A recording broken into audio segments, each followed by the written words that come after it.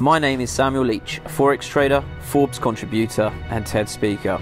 I'm about to put my reputation and over £150,000 on the line to prove that anyone can become a profitable trader if they have the right mentor and mindset.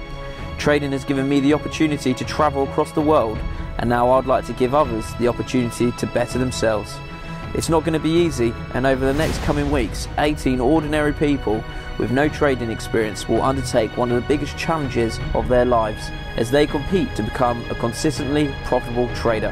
So obviously all live now. This is where it all gets a bit serious.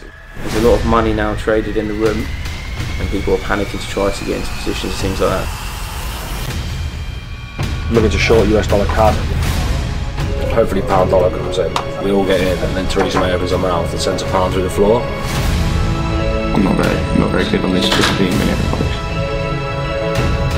So, do you know what the dividends are? I think this is pretty much what I expected, just the brutality of it. You said you can't do this. This trade went well.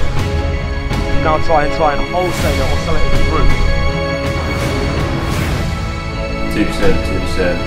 1.8%.